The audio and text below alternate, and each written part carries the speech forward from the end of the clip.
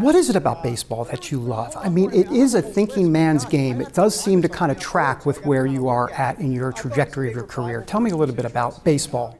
Well, I think, Ted Williams, when he got inducted to the Hall of Fame, said baseball gives every American boy a chance to succeed. And I think there's something to that. There's so many different places that you need to have on a baseball team, and there's different skills that are required. So some people can be a pitcher, some people can be a middle infielder, some people can be a catcher. And so I think that there's kind of a place for everybody on a baseball team if you're willing to work hard, if you're willing to practice, and if you're willing to hone your skills. So I kind of thought it was always a very democratic game, a very meritocratic game, whereas I kind of viewed like basketball as like, these guys are just freaks of nature. They're just like the incredible athletes. In baseball, you have some guys that might not necessarily be the best athlete, but maybe they've got, that slider that nobody can hit, or they have the skills that allow them to compete at the highest level. All right, guys, so we have to continue our coverage of the clown show that is mainstream liberal media, okay? And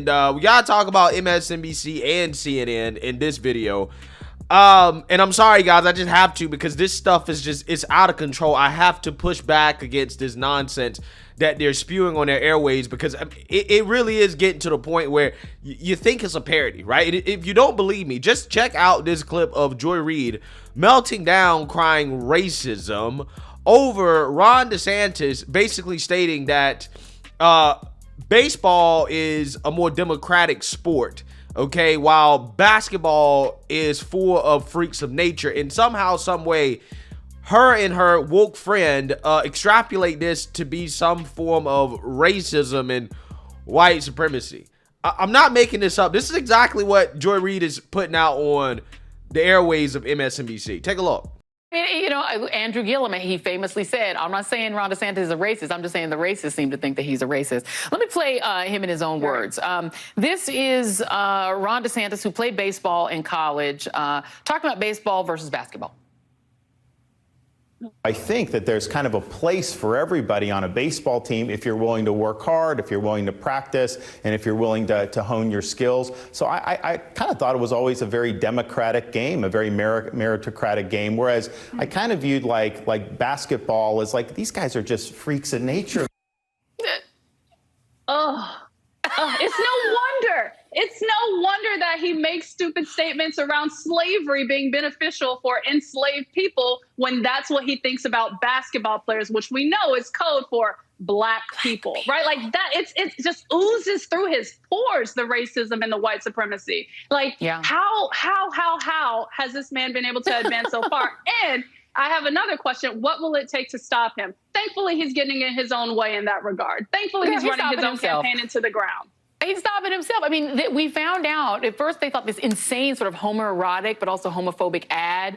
People were like, I wonder what PAC made that. It turned out it was his campaign. They made the ad for him. Right. And now what you're seeing is this exodus, because, running for president when you're a governor, you're supposed to use the state of your state as sort of this is the tried and true, this is what I can do. Not only all the problems I mentioned earlier, you have conventions now leaving. The Game of Thrones convention is like, peace out, we're not doing it in Florida. You've had all these other conventions. National Association of Black Society of Engineers was like, nope, we're not doing our convention. We're going to go to Atlanta. Now Alpha Phi Alpha Fraternity Incorporated has said, peace, we're not coming to Orlando. We ain't coming because of him. How does he run for president when he's running conventions out of his state? I mean, it also tracks with the NAACP releasing a full travel warning for black and brown people because the state is so harmful. Look. Yeah, so I'm just speechless, guys. Right? I don't even know what to say anymore because, again, I'm not sure how you take a conversation where DeSantis is talking about the difference between baseball and basketball in regards to meritocracy, okay, in regards to skill set needed to play the sport, and somehow, some way, that is racism and white supremacy.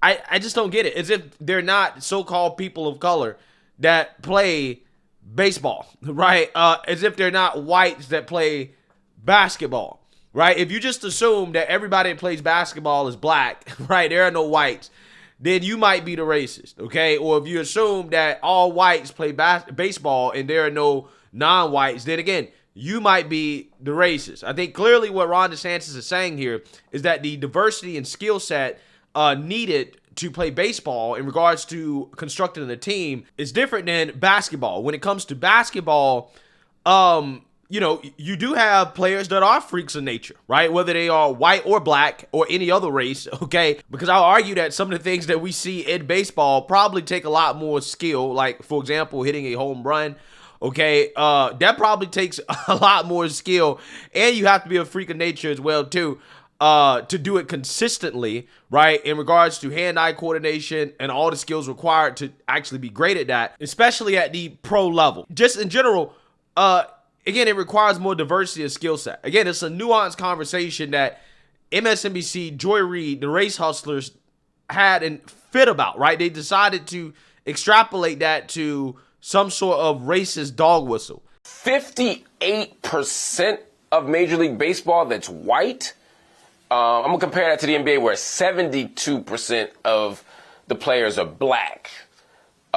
Many people online were saying these comments by DeSantis were a racial dig. I can't see it no other way. The one that's majority white is the thinking man's sport, whereas the majority black one is suddenly the league filled with freakish athletes. Now, don't get me wrong. People in the NBA are freakish athletes, but I would argue in any professional sport you're a freakish athlete. It blows my mind, right? I just don't get it. Anything that comes out of DeSantis' mouth, according to these people, is racist and white supremacy. The dude can't breathe without being accused of taking black people's oxygen, right? Trying to suffocate black people, right? That's what they'll claim next, okay? But that takes me to my next segment from the mainstream liberal media that I want to talk about, which, again, is just as clownish and just stupid as that last segment from Joy Reid. CNN, where you have woke revolutionary activist Spike Lee wearing a clown cap, right, and a clown suit on the network discussing DeSantis' new education standards when it comes to teaching black history, okay? And I'm playing this segment because this is a prime example of the people that are so upset about this. One, not reading the actual standard, okay? Just listening to liberal media talking points. Clearly, this guy didn't read. And two, he's ignorant about history himself. He doesn't know history, right? He's just a brainwashed fool who goes on this network and just spouts nonsense, and CNN doesn't even push back against this garbage. So let's go ahead and react to it. I don't think he's educated about the enslavement of my ancestors. Yeah, I want you guys to understand. The first sentence that comes out of this man's mouth, I don't think DeSantis is educated about the enslavement of his ancestors or people that he think was his ancestors, because they think they know a lot more than they actually do. But let's listen to this. Even they did have some skills, they were still enslaved. It's not like they opened up a business. It's not like they could profit from it. And another thing I'd like to say, I want to thank my wife, Tanya, because I kept using the term slaves. Which they actually use their curriculum. You got to say enslaved. Enslaved, yes. It's a big, big difference. It makes a difference because it's not... It makes a difference. To identify somebody as a slave. Words are important. This is a person who was enslaved. And when you told me to come on your show, I had to pull my hat in because 1619, that's when enslaved African people were brought to this country, were stolen from Mother Africa. Okay, they weren't stolen, right? Well, put it this way. A vast majority of them were not stolen. They were bought, right? They were bought, okay? They were bought from who? Africans, okay? They may have been stolen in Africa, okay? But for the most part, the white man didn't steal them. The white man bought them after they were stolen from their tribes by the Africans, right? But again, Spike Lee, who claims he knows history, basically is leaving out very important context about how slaves actually were enslaved, okay? While also claiming that words matter, right? Words matter. Words matter. Yeah, they do, Spike. I'm not sure if that's his real name. I mean, I don't know why anybody would give a human the same name that you would give a dog, right? That's why I would name my dog Spike. But anyways, they weren't stolen. The white man didn't steal them. The white man bought them from the African man who most likely stole them from some weaker tribe that they conquered. That's why they call it the North Atlantic slave trade, right? Because they were trading goods for slaves who were enslaved by Africans, okay, and Arabs, right? Mostly, okay? Again, this is why teaching real history matters, right? And that's why these people are so upset with Florida, because they're teaching real history. And they can't have you learn real history, because if you learn real history, then Spike Lee needs to take that clown hat off, right, and go to Africa, okay, and ask them why did they enslave his ancestors, okay, because they're the ones that's actually responsible for enslaving or stealing his ancestors and putting them in slavery, right? Again, these guys are so ignorant, okay, they really are. To work the stolen land from the Native Americans. All land is stolen, right? If this is the definition you're going with, all land on this earth is stolen, because at some point somebody else lived on, land, and somebody else conquered it, okay? Land's not stolen, land is conquered, okay? I know a lot of these people are salty that the Native Americans lost, and, hey, a primary reason why they lost is not just because of technological superiority from the white man, but also because they were exposed to disease, okay, which, put them at a significant disadvantage. But it is what it is. It was conquered. Okay, the white man came in and conquered. And a lot of these people are really upset that the white man came and conquered, because it's not like conquering wasn't happening throughout all of history, even among Native Americans, among Africans, among so-called people of color. They were all conquering and stealing each other's land, right? But stealing land only became a big deal when the white man, right, was doing it, okay? It's only wrong when the white man does it. It's not wrong when the Native Americans were killing each other, pillaging villages, doing child sacrifices, okay, doing horrible things to each other's women, right? Like everybody was basically doing in the world.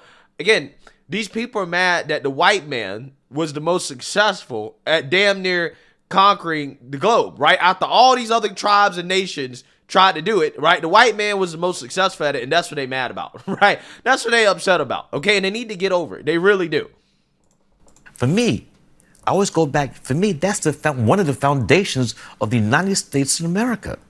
The stealing of enslaved people to work the stolen land from the Native Americans and work from sun up to sundown and not be treated as human beings. It also... And they learn stuff, right? I mean, that's the fact. The fact is that they learned skills from doing that, right? Again, it doesn't matter if you're uncomfortable with that. That doesn't change the fact that that happened, okay? That just because you're offended by it, just because you're uncomfortable with that reality doesn't mean that it didn't happen. They learned skills. It is what it is. That's the whole point, right? That's the whole point. I just want to read the text again of what Florida is now requiring from middle school students. It says instruction should include, quote, how slaves develop skills which in some instances could be applied for their own personal benefit. How can it be for your personal benefit when you're treated as an enslaved person? It's not like, I'm a blacksmith. Okay, I'm going to put a shingle out there. I'm going to be a blacksmith. Well, some of them did go on to do that after they were freed. And to their own personal benefit, again, it's a very basic concept. They get offended because the word slave and benefit is used in the same sentence without actually using their brain and thinking about the larger context of it. And that's what's so frustrating about this, because I'm like, again, you have to have an IQ below room temperature to not truly understand what is being said here. Again, this is a very basic thing. Cooking is a skill. Did slaves learn how to cook? They did. Can you argue that cooking benefited them? Yeah, because in order to, survive, you need to know how to cook, right? So therefore, you can make that statement that, yeah, some of these skills they use for their own personal benefit. I don't understand why that's such a controversial thing to say. I don't understand why these people are so butthurt and triggered by it. But again, obviously this guy didn't read the whole thing, right? He is just reacting to what CNN is telling him, and he didn't read the whole curriculum like none of these dudes did. You were owned by Mazza. one of the arguments being made by supporters of Governor DeSantis is that that schools were teaching kids to hate America by teaching, the history of slavery in this country, the history. You learn to love. That's not a thing. That's not a thing, because Florida quite literally is teaching about slavery, right? They're teaching about the atrocities of slavery. So that's clearly not teaching people to hate America. Clearly people don't believe that. I mean, just by definition, the fact that they're having this conversation tells you that that's not true, that nobody actually really believes that. Nobody believes that teaching about slavery is teaching to hate America. But this is what these people are pushing on mainstream liberal media. Nowhere are Republicans banning the teaching of slavery at all. It's not happening. It's not happening. Of America by learning the truth, the good, indifferent, and bad. Yeah, that's what they're trying to do, right? But you guys don't like that. You guys don't like to teach facts that slaves learned skills, right? And some of these skills were used for their own personal benefit, right? They actually benefited from learning some of these skills. Again, this is just it the hypocrisy and the mental gymnastics here. It blows my mind. It really does. There's so much cognitive dissonance going on in this conversation. I can't stand it. That's what America is. We're trying to aspire to a dream, but we've not reached there, what Dr. King talked about. But you cannot look straight ahead and not see what's happening to your left and your right. How can you, if you're talking about the history of this country, United States of America, how can you just like, a pun, white out enslavement? How can you do that? But that's not happening, right? That's not happening. You're literally talking about Florida teaching about slavery now, okay? And you're trying to say that, well, they're trying to white out history. They're not, right? Did you read the whole curriculum? If you read the whole curriculum, obviously they're not trying to white out or to whitewash slavery. They're not trying to erase slavery. But they didn't read the whole curriculum. Anderson Cooper definitely read it. Because he's a propagandist, he's not actually giving full context in regards to what the curriculum says. He's just running with this nonsense. And that's what's so frustrating me about these people. So what would you, if Ron DeSantis was taking advice from you, what would you tell him? He's not. The thing about, here's the thing, I'm gonna be honest with you. Because I'm a tenured professor of film at NYU Graduate Film School, and teachers, my students say, what if? I said, I don't like that word if. I mean, like, I don't go by if. Me and him never gonna meet. We ain't gonna talk about nothing.